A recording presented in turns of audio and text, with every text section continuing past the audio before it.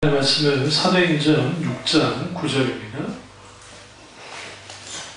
사도행전 6장 9절입니다. 이것이 노아의 족보니라. 노아는 의인이요 당대의 완전한 자라. 그는 하나님과 동행하였으며. 아멘. 오늘 이제 노아의 순종 세 번째 시간으로요, 노아가 받았던 그 두 가지 축복을 나누고 또 계속적으로 이제 노아의 순종이 어떤 것인지를 우리가 이제 나누도록 하겠습니다. 노아가 받은 첫 번째 축복은 하나님과 동행한 겁니다. 하나님과 동행한다는 것이 왜 중요하냐면, 그 인생의 방향을, 그리고 모든 신앙의 방향이 하나님과 함께 맞춰져 있기 때문에 그렇습니다. 속도보다는 방향이 중요합니다. 원래 우리가 신앙생활을 하면서 우리 신앙이 어떤 방향으로 가고 있느냐가 우리 신앙의 성패를 가릅니다.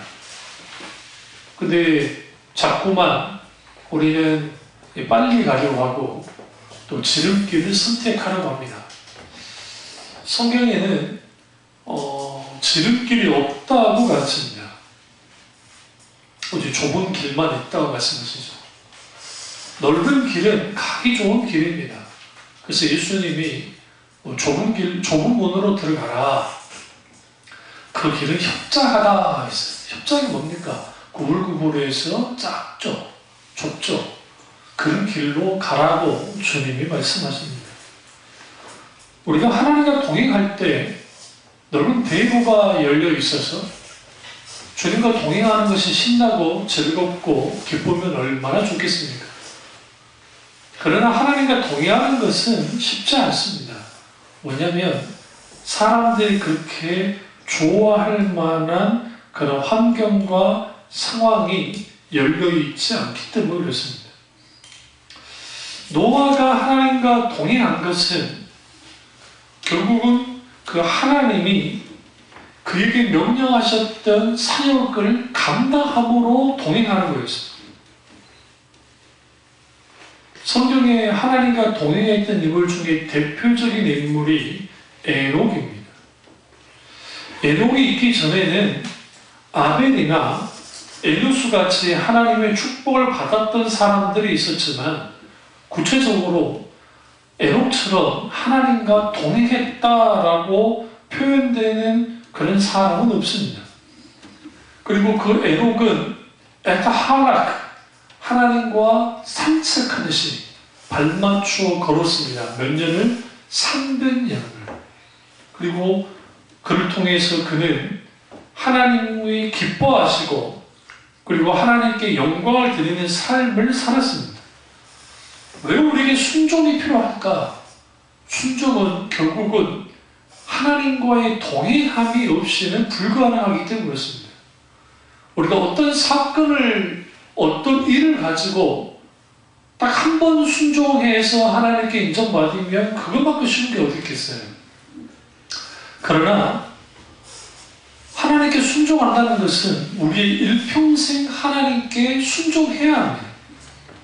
그리고 그 순종함을 통해서 하나님께 영광을 드리고, 그리고 그 순종의 과정 가운데 하나님의 놀라운 은혜를 경험하는 거예요.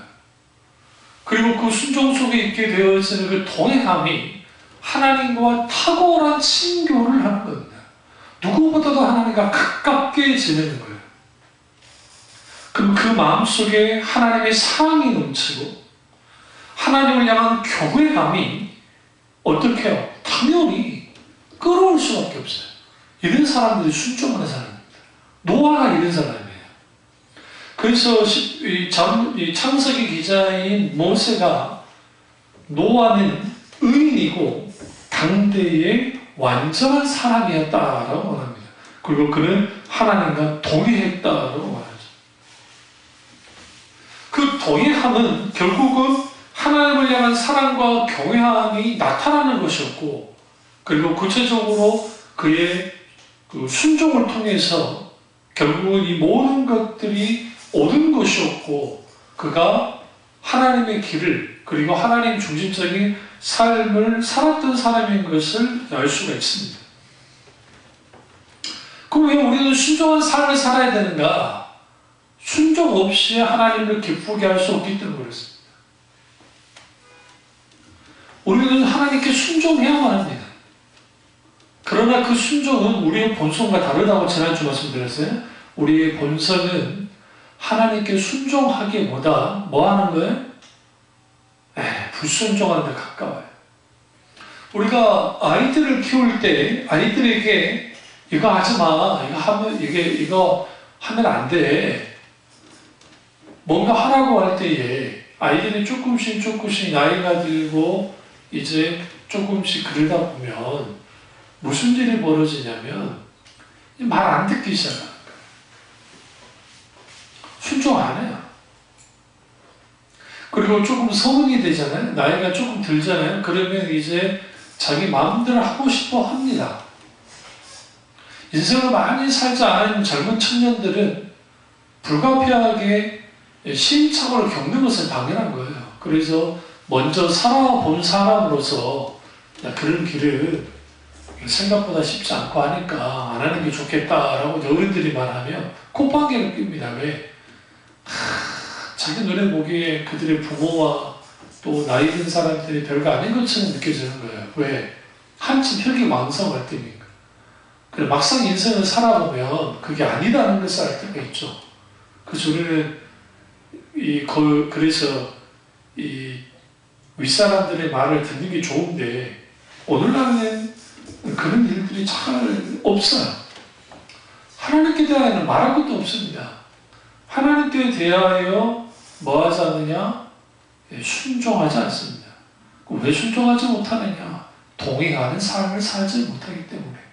왜 동행하는 삶을 살지 못하느냐? 그 이유는 뭐냐면 하나님과 동행하는 삶을 살 때 신나고 즐겁고 형통하고 하는 일이 잘 되면 얼마나 좋겠어요. 그러면 누구든지 하나님과 동행하려 하죠. 그런데 동행하다 보면 고난과 위기가 찾아올 때가 있습니다. 온갖 어려움을 만나요. 그리고 아무것도 채워지지 않는 것 같은 결핍을 경험하게 됩니다. 심지어는 아무도 나를 돕지 않는 그런 곤고한 상황을 만나게 돼요. 그때 과연 하나님이 나와 함께 하시는가에 대한 의문을 가져요. 모든 인간. 정말 하나님 나와 함께 하시는 것입니까?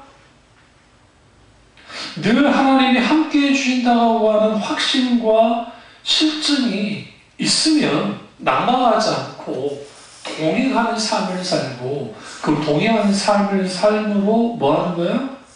진정으로 하나님께 순종하는 삶을 살 겁니다. 근데 막상 나는 하나님과 동행하는 삶을 살려고 하지만 그리고 내가 순종하는 삶을 살려고 하지만 우리 앞에 있는 현실과 상황과 문제와 고난이 우리를 어떻게 만들어요? 이런 의지를 꺾어버리는 거예요. 인간은 기본적으로 자기 보호 본능이 있습니다. 그래서 자기를 보호하려고 합니다. 자기를 보존하려고 합니다. 그러다 보니까 막상 자기가 생각지 않은 예기치 않는 고난과 시련이 우리에게 다가올 때에 그리고 그 속에서 정말 진정한 하나님과의 관계가 거기서 드러날 텐데 많은 사람들이 하나님께 엎드려 부르짖으며 주님께 나아가기보다는 주로 어디에 에너지를 소모하냐면 일어나는 일, 상황, 자기 상태, 자기 느낌, 자기 감정에 모든 것을 쏟아버려요. 그러다 보니까 거기에 계속 쏟고 쏟으면 이제는 탈진 상태에 빠지고 그러면 번아웃 상태에 빠지잖아요. 이 탈진 상태에 빠지면 이게 하나님께 대하여도 탈진하는 거예요. 노아가 방주를 지을 때에 생각해보세요. 그게 몇 년 걸렸는지 몰라요. 근데 오늘날 현대 기술로 우리가 이제 배를 건조하잖아요. 우리나라는 워낙 그 조선 1등 아닙니까? 우리나라는요, 우리나라가 기술이 없어서 항공모함을 못 만드는 게 아니에요. 우리나라 항공모함 같은 그 어마어마한 큰 배를 만들고도 남을 만한 나라가 우리나라예요. 근데 우리나라는 이제 핵 추진, 모터라고 하죠. 그 추진할 수 있는 터빈이나 이런 게 없기 때문에, 그래서 이제 그걸 안 하는 뿐이에요. 디젤로 만들 수는 있어요. 그런데 그 돈이 너무 많이 들어요. 유지비가. 그러니까 그 어마어마한 배를 만들 때 오늘날 현대 기술로 엄청난 기술을 막 동원해가지고 해도 3년 이상 걸려요. 3년 이상. 그러니까 여기 3년 하니까 별로 안 걸리네. 아니 그 어마어마한 배를. 그게 뭐 통째로 만드는 줄 아세요? 그렇지 않아요. 이거 조립하듯이 탁탁탁탁 해가지고 조립해가지고 탁 해가지고 거기다가 그 전체 붙여요.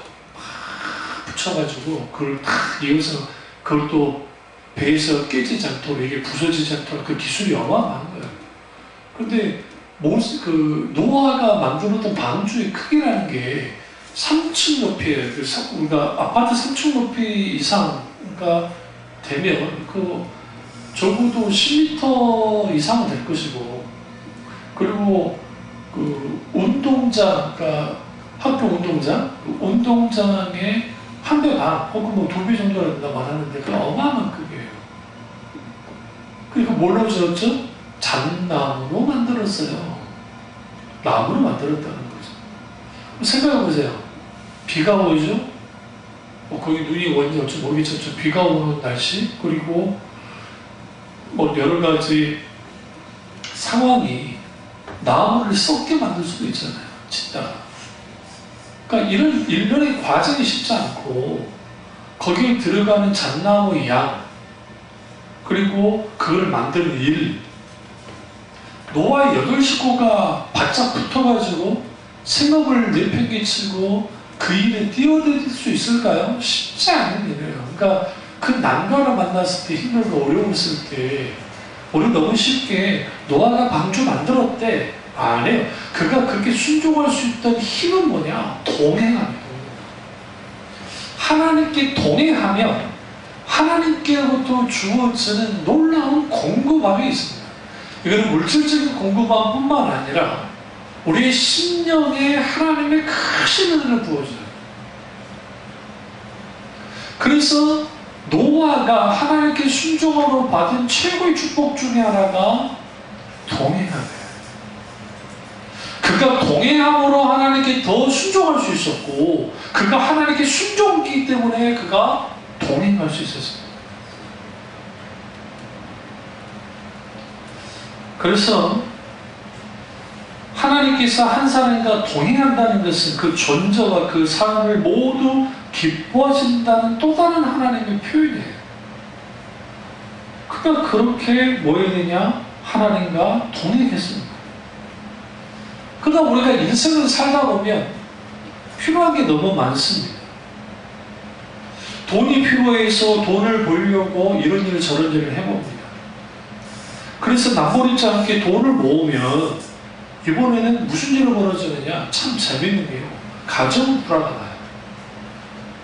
아무래도 돈을 버느라고 가정이 소홀할 수밖에 없고, 그러다 보면 이전에는 부딪히지 않았던 일들이 일어나기도 해요. 그리고 다시 가정을 가꾸어서 이제 좀 이걸 회복하고 나면 다음에는 건강을 잃어버립니다. 무슨 말이냐면, 우리가 뭔가를 얻으려고 하고 뭐 하다 보면 뭐 하나를 잃게 되고, 그 하나 잃은 것을 다시 회복하려면 또 다른 하나를 잃게 되고, 또 하나를 하면 또 다른 것을 잃게 되고, 이게 인생의 연약함이에요. 근데 사람들이 그걸 잘 알지 못해요. 그러다 보니까 하나님과 동행하는 것이 이 모든 것들을 해결하는 것이라는 것을 사람들이 알지 못해요. 그러니까 자기 사업이 좀 잘 되면 신앙생활 하는 것을 등한히 하고 하나님과 동행하는 삶을 살지 않는 사람들이 있습니다. 결국은 하나님을 잃어버리면 다 잃어버리는 건데 모든 것을 잃어버리고 그렇게 살아가요. 그렇게 살아가다 보니까 이제는 무슨 일이 벌어지느냐, 자기가 그토록 소중히 여겼던 것들, 가치 있게 여겼던 그 붙들었던 것들이 하나씩 하나씩 깨지면서 무너지는 거예요. 무너지고 무너짐을 통해서 불순종이 가져다 주는 수많은 해악 가운데 있게 되어집니다. 그 해악 가운데 가장 큰 해악이 뭐냐면 하나님과 내가 갈등하는 거예요. 하나님과 내가 갈등하면 그 갈등 속에서 뭐밖에 없어요? 불협화음이 나겠죠? 그 불협화음이 결국은 내 영혼이 하나님께로만 안식을 누릴 수 있는데 진정한 안식과 평안을 누리지 못하게 돼요. 그러니까 하나님과 동행하는 삶을 살기보다 이제는 세상과 짝하는 삶이 즐겁고 기쁘긴 한데 문제는 하나님과 나 사이에 단절로 오는 고통도 있다고요. 그나마 그 고통을 느끼는 사람은 괜찮아요. 그러나 이게 정도가 더 심해지면 이제는 하나님과 나 사이에 있게 되어있는 그런 고통조차도 사라지게 돼요. 그리고 마음이 돼요. 그래서 영적 침체에 있어서 가장 큰 그 문제는 뭐냐면 처음 내가 영적 침체에 빠졌을 때는 그 고통의 정도가 너무 강해요. 힘들어요. 어려워요. 그래서 어떻게든 내가 영적인 침체로서 벗어나려고 몸부림을 칩니다. 그러나 그 상태에서 벗어나지 못하면 이제는 그게 만성화돼요. 만성화되기 시작하면 이제 그게 그런가 보다라고 느끼게 되고 이게 좀 더 이제 그 시간이 지나게 되면 마비돼버려요. 이거 상관없어요. 나는 상관없어요. 그런데 영혼이 깊이 병듭니다. 영혼이 깊이 병들게 되면 거기에서 이제는 하나님의 말씀을 듣는 것도 힘들고 그 말씀을 지키는 것도 힘들고 하나님께 순종하는 것 이거는 생각조차도 못하는 상황까지 빠져버려요. 그래서 우리가 순종은 아주 중요해요. 순종이 제사보다 낫다 했죠. 순종하는 게.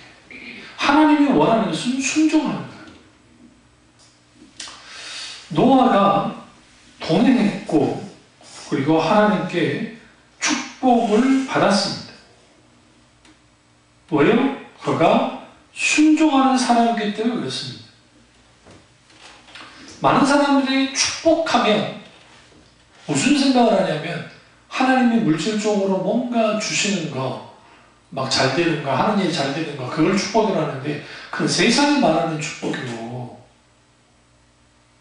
노아의 가장 큰 전성기는 언제였냐면 그가 방주를 만들었던 그 완전히 그러니까 고통도 있고 힘들고 어려움 속에 있었지만 온전한 순종으로 나아갔을 때가 노아의 최고의 전성기예요.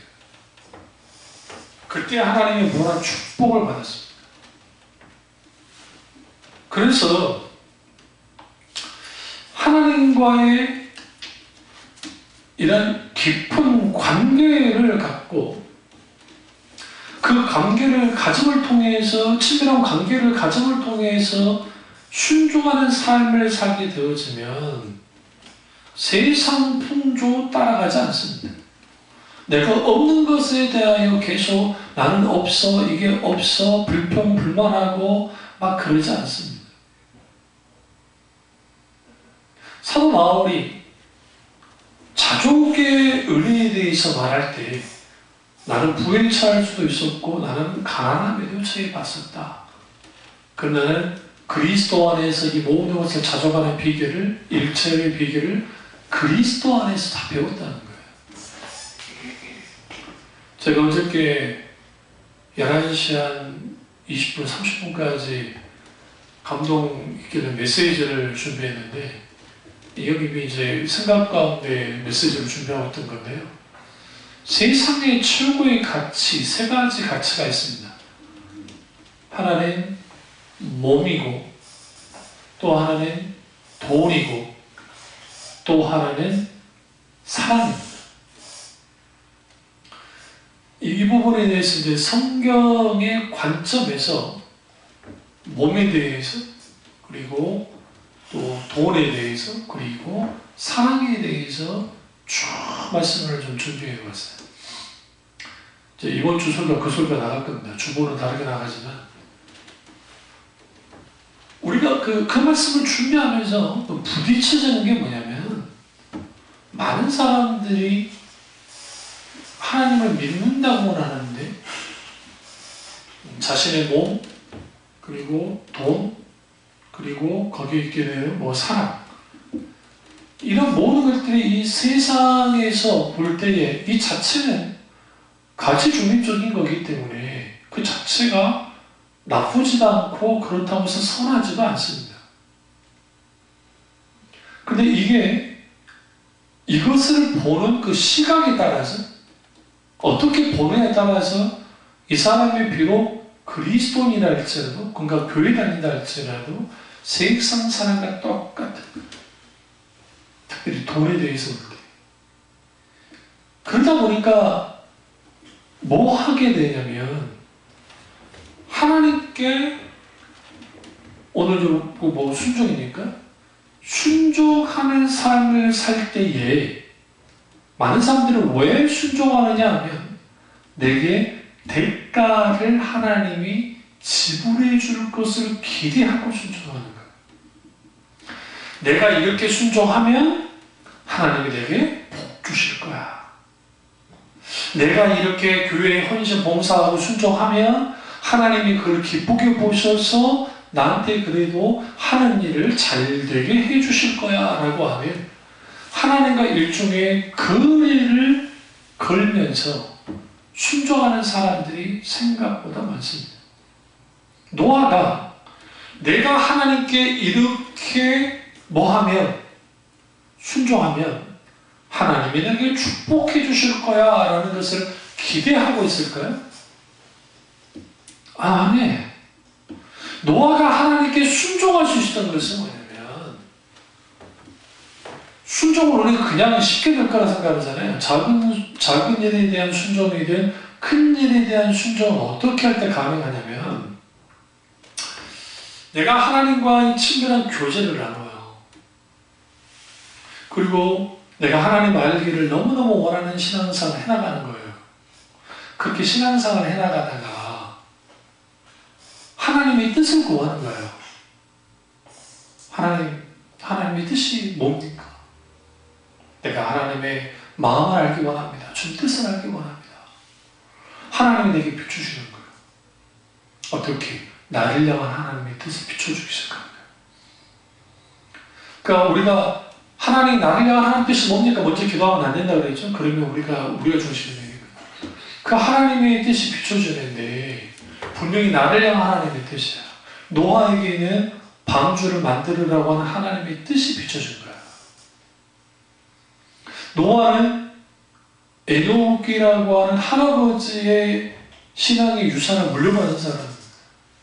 그러니까 하나님과의 친밀한 교제 가운데 있으면서 하나님의 의중과 뜻을 알기 위해서 기도하는 삶, 하나님과 친밀한 교제를 나누는 삶을 살았을 것이고, 그러면서 하나님의 뜻을 구했고, 그리고 그 하나님의 뜻이 비춰졌어요. 방주를 지어라. 그런데 이 방주 짓는 일은 사실 누구의 일입니까? 하나님의 일이에요.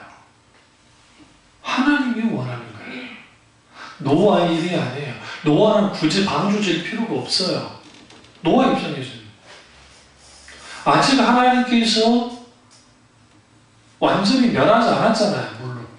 그러니까 아직 계시가 완전히 뭐하지 않았어요? 이게 드러나지 않았어요. 노아에게도. 하나님은 어떤 계획을 하셨느냐면 창조한 사람을 쓸어버릴 계획을 분명히 하셨어요. 그리고 이제 그 노아에게 방주를 주라고 합니다. 그런데 내가 이거 다 쓸어버릴 테니까 노아야 네가 방주를 만들으라고 직접 말씀하셨을 거예요. 처음부터. 여기 성경을 보시면 그런 흔적이 안 나와요. 그 어떻게 할 수 있냐면 그래서 우리가 이 책장을 딱 놔두시고요. 그 히브리서 11장을 다시 가죠. 지난주에 봤지만 히브리서 11장에 그 노아가 이제 하나님께 순종을 하잖아요. 할 때 7절 보시면 11장 7절 믿음으로 노아는 아주 보이지 않는 일에 경광을 받아 경외함으로 방주를 준비하여 그 집을 구원하였으니 이로 말미암아 세상을 정죄하고 믿음을 따른 의의 삼척자가 됐네. 여기서 아직 보이지 않는 일에 경고하시네요. 그럼 여기서 저 보세요. 보이지 않는 일의 경고함이 뭐냐면 하나님이 설사 노아에게 쓸어버린다고 말은 하셨지만 그게 언제 쓸어버리겠다 말씀하지 않았다고요. 노아의 방주를 짓자마자 쓸어버릴지 아니면 10년 방주를 짓고 난 다음에 10년 후에 혹은 100년 후에 주님이 쓸어버리실지를 몰라요. 그리고 생각해 보셔야 돼요. 우리는 노아보다 과거에 그러니까 미래의 사람이잖아요. 그러니까 우리는 이미 알고 있잖아요. 알고 있는 상태에서 이런 홍수가 났어왔지만 노아의 머릿속에 착각 들으세요? 노아나 그 당시 사람들 머릿속에는 전 지구적으로 이 어마어마한 뭐가 물 심판이 일어날 것을 생각조차도 못한 거예요. 생각조차도. 그럼 우리도 마찬가지예요. 실제로. 이런 일이 일어날 줄 모른단 말이에요. 그런 상황에서 노아가 믿음으로 순종했다는 게 아주 중요한 겁니다. 믿음. 그 믿음으로 했는데 그가 순종할 수 있었던 힘의 원동력이 뭐였냐면 하나님께서 이렇게 방주제라고 하셨으니까 하나님이 마땅히 내게 축복해 주실 거야. 그 일 때문에 짓는 게 아니라 그 시대를 향한 그 세대를 향한 하나님의 마음을 그가 한 거예요. 그리고 아버지의 일이 아버지 하나님의 일이 노아에게는 자신이 있는 거예요. 그래야 순종할 수 있어요. 그러니까 우리가 하나님께 순종하려면 내가 하나님께 순종해야지. 순종하는 삶을 살 거야. 라는 결단이 있어. 그리고 내가 순종하겠다고 막 순종한다고 순종이 되는 게 아니에요. 어느 정도는 되겠죠. 그러나 이게 계속적으로 그 순종이 유지되어지는 게 아니에요. 어떻게 순종이 가능하느냐? 나를 향한 하나님의 뜻을 내가 아는 거예요. 뭘 원하시는지. 그 하나님이 원하시는 것이 내게 분명하게 주어지면 그걸 가지고 하나님께 나아가서 충분히 기도하면서 이제는 감당할 능력을 달라고 하나님을 몇 번을 기도하는 과정 속에서 하나님의 일이 나의 일이 되어지기 시작할 때 믿음으로 순종하는 거예요. 그러면 하나님은 어떻게 역사하느냐? 하나님은 하나님 크기의 역사를 해주시는 거예요. 그러니까 노아의 방주는 사실 겉보기에는 노아 하나의 작품, 그러니까 방주를 짓는 작품처럼 느껴지지만 그 이면에는 하나님이 계세요. 하나님이 크게 역사를 해주시기 때문에 이게 축복 중에 축복이에요. 노아가 진정 하나님께 받은 축복이 뭐냐? 하나님과 동행하는 축복이었습니다. 두 번째는 노아가 받은 축복은 가족을 구원하는 거예요. 가족 구원. 6장 18절을 보겠습니다. 창세기 6장 18절을 보시면 그러나 노아는 내가 내 언약을 세우리니 너는 내 아들들과 내 아내와 내 며느리들과 함께 그 방주에 마구 들어가고. 얼마나 감격스럽겠습니까? 하나님께서 홍수를 일으키시고 모든 생명의 기원이 있는 모든 육체를 멸할 거라는 거예요. 땅에 있는 것들은 다 죽을 거라 말씀하십니다. 그러면서 주님이 그들에게 구원에 대해서 말씀합니다. 예수님이 마태복음 24장도 그렇고 왜 노아의 시대에 대한 말을 했냐면 하나님의 심판과 구원에 있어서 가장 중요한 위치에 있는 사람이 노아이기 때문이었습니다. 그런 의미에서 우리는 이 가족구원의 은혜가 너무 귀하게 그에게 일어나는 거예요. 그래서 우리는 분명하게 뭘 해야 되냐면 노아가 그럼 이렇게 가족구원의 역사가 나타날 수 있었던 것은 뭐냐면 한 사람이 하나님과 동행하고 순종하는 삶을 살면 그 자신뿐만 아니라 그 주위에 있는 사람까지 선한 영향력을 끼치는 거예요. 그래서 우리가 하나님께 순종하는 것이 왜 필요하냐면 그 순종함을 통해서 우리 주위에 있는 사람들에게 선한 영향력을 끼쳐서 결국은 그 순종한 삶 속에서 우리 가족, 불신자 가족들이 하나님을 믿는, 구원받는 그런 역사까지 나타나면 그만큼 귀한 거예요. 노아는 그 축복을 받았어요. 이런 의미에서 우리는 영적인 부담감을 가져야 됩니다. 왜 내 가족들의 구원이 역사가 나타나지 않을까?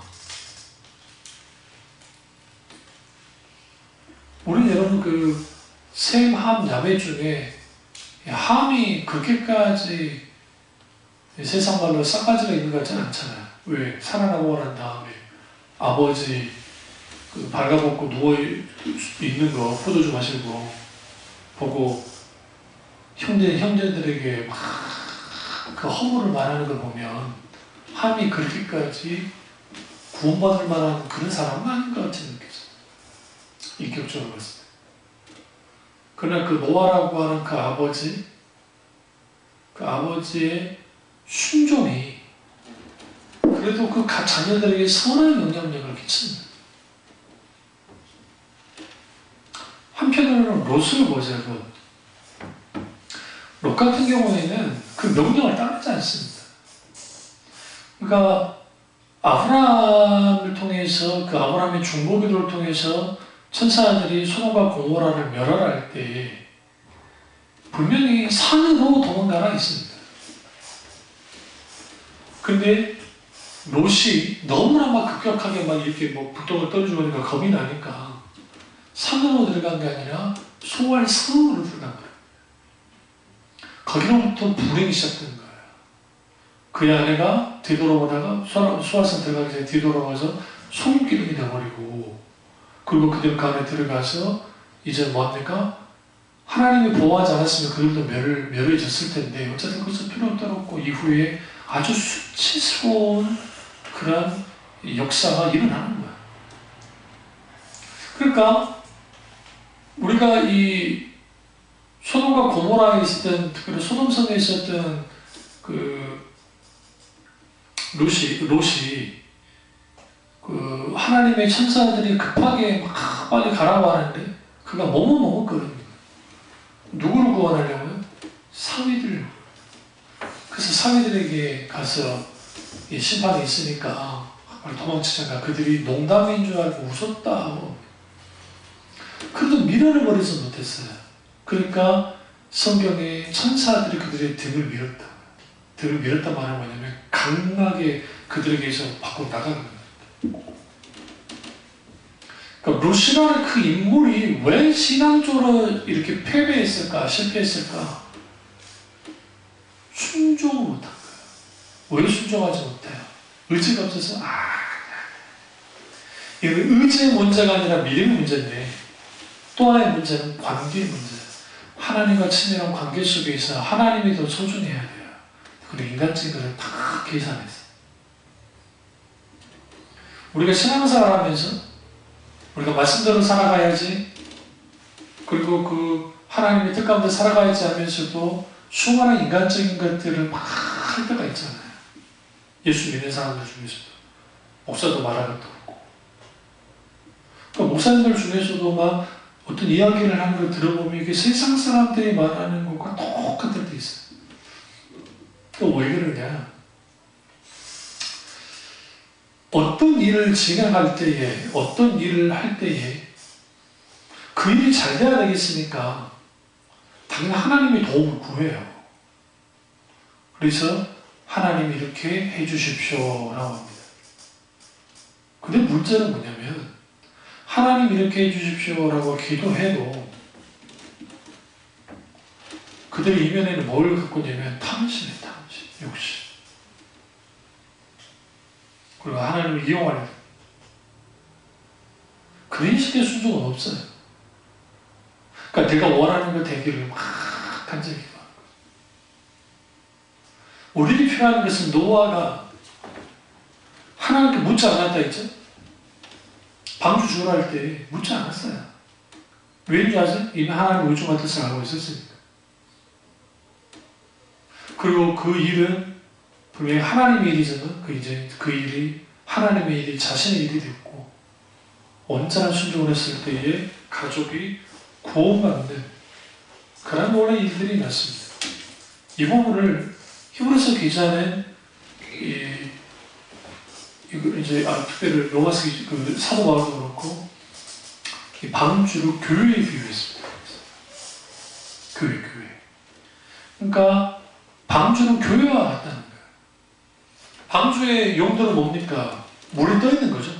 세상 속에 있는 게 방주예요. 교회도 마찬가지예요. 세상 속에 있어요. 그러나 방주는 가라앉으면 안 되잖아요. 방주 안으로 물이 새어 들어오면 안 되잖아요. 교회도 마찬가지예요. 교회도 세상이라는 바다 한가운데 있어요. 그러나 그 안으로 뭐가 들어오면 안 돼요? 당연히 물이 들어오면 안 되고 거기에 말씀이라고 하는 나침반, 하나님의 다림줄인 하나님의 말씀의 기준이 있었을 때 거기에 하나님의 인도를 따라가서 세상의 바다를 거슬러 올라서라도 하나님의 뜻을 이루는 게 하나님께 영광을 드리고 하나님 나라 확장을 시키는 게 교회의 본래 목적이에요. 그게 되지 않으면 진정한 순종으로 오게 되는 하나님의 놀라운 은혜를 경험할 수가 없습니다. 그래서 그 창세기 6장 22절 보시면 노아가 그와 같이 하여 하나님의 자기에게 명하신 대로 다 뭐 있더라? 준행하였더라. 온전히 하나님께 순종한 겁니다. 그가 순종함을 통해서 그의 인생이 어떻게 바뀌어졌냐면 잘 들으세요? 주인공이 되는 거예요. 성경에 보면 인물들 중에 주인공 되는 인물들이 있잖아요. 여러분들 성경 읽을 때 좀 여러분 명심하실 게 성경은 모든 사람을 기록해 주지 않아요. 그렇다고 악한 사람이라고 기록하지 않는 게 아니에요. 악한 사람도 기록해놔요. 왜? 악한 왕들 다 기록해고 사후도 다 기록해놓잖아요. 성경. 그런데 놀라운 건 뭐냐면 그 각 시대마다 영적인 주인공, 영적인 거성들이 있어요. 근데 창세기에는 크게 인물로, 사람으로 따지면 크게 네 인물이 이제 중심이 되는데 첫째는 노아가 중심이 되고, 아담이 중심이 되고, 두 번째는 노아가 되고, 세 번째는 아브라함이 되고, 그 다음에 네 번째는 요셉. 물론 정통파 이스라엘 사람들은 아브라함이 아니라 야곱으로 두기도 합니다. 왜냐하면 야곱에서 이제 12지파가 나와서 민족의 조상이니까. 그래서 여러분 혹시라도 그 이스라엘 사람하고 교제할 때 있는데 만약에 니네 조상 누구냐 하면 그들은 아브라함이라고 그러지 않아요. 제이콥, 야곱이다. 야곱이 우리의 조상이다. 또 왜 그러냐면 아브라함에게서 이스마엘이 나왔고 또 일곱 또 족속이 나오잖아요. 그 처음 통해서. 그렇기 때문에 실질적인 이스라엘 조상은 누구다? 야곱이라고 하죠. 그래서 이스라엘 사람들이 야곱을 너무너무 사랑합니다. 그런데 그 주인공이 되어진 인생을 살았고 그 시대에 아주 중요한 역할을 했습니다. 그리고 바톤을 누구에게 넘겨주냐면 셈함 야벳에게 넘겨주는 게 아니라 아브라함에게 넘겨줘요. 그러니까 그 아브라함 한 인물이 딱 나와서 그가 갈대아 우르를 떠나 순종하면서 나오잖아요. 이게 아주 멋진 장면입니다. 그러니까 하나님의 각 사람을 찾죠. 찾으면서 어떤 사람이 되기를 원하느냐면 그 사람이 순종하느냐 순종하지 않느냐를 계속 보시는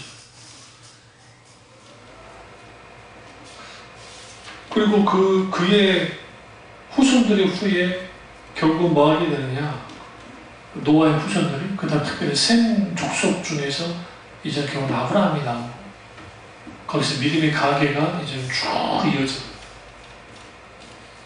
만약에 노아가 순종하지 않았다고 한다면 노아는 결국은 그냥 같이 물에 물심판으로 죽었을 거고요. 하나님은 순종하는 사람 다른 사람 또 찾았을 겁니다. 그리고 그 사람을 통해서 하나님의 일을 이루셨을 겁니다. 마치 사울을 버리고 다윗을 주님을 선택하셨던 거죠. 그런 의미에서 우리가 이 노아가 아주 중요한데, 여기서 이제 여기 성경 읽을 때 좀 조심해야 될 게, 6장 9절에 노아는 의인이요 있잖아요. 이 말은 이제 여기서 말하는 의인은 상대적인 의인입니다. 왜냐하면 로마서 3장 10절에 기록된 바가 의인은 없나니 하나도 없으며 라고 했기 때문에 이제 노아는 그 시대의 의인인 거예요. 무슨 말인지 아시죠? 상대적 의인이에요. 완전한 의인을 말하는 게 아니에요. 그러니까 그 시대 그 사람들과 비교했을 때에 노아가 의인이었습니다. 우리도 이걸 명심해야 돼요. 우리는 적어도 두 가지 의를 갖고 있어야 되는 거예요. 그래서 믿음으로 말미암는 의가 필요해요. 분명히 하나님이 거저주시는 의롭다 여겨주는 의가 분명히 필요하고, 동시에 적어도 크리스찬들은 그 시대의 사람들과 비교해서 상대적으로 의랄 만큼의 삶을 살아내는 게 아주 중요해요. 그게 자기 의를 위해서가 아니라 그것을 통해서 뭐 하느냐, 적어도 내가 하나님께 순종하는 삶이라는 것을 분명하게 드러내는 거예요. 이 부분을 이제 노아가 했습니다. 앞으로 또 여기 이제 창세기에서 창세기뿐만 아니라 여기 보면 책에서는 순종을 여러 명을 순종을 하는데, 특별히 예수님의 순종, 여러 순종하는데 거의 한 8명 정도를 순종에 대해서 이제 다룰 겁니다. 이제 다음 주부터는 아브라함의 순종을 다룰 텐데요. 우리 어떻게 하면 이 순종의 삶을 살지, 그 부분을 우리가 좀 깊이 묵상하고, 노아처럼, 노아가 하나님과 동행했고 가족이 구원의 받는 축복을 받은 것처럼 그런 놀라운 축복의 은혜가 저와 여러분에게 있게 해주시기를 축원합니다. 기도하겠습니다. 기도하실 때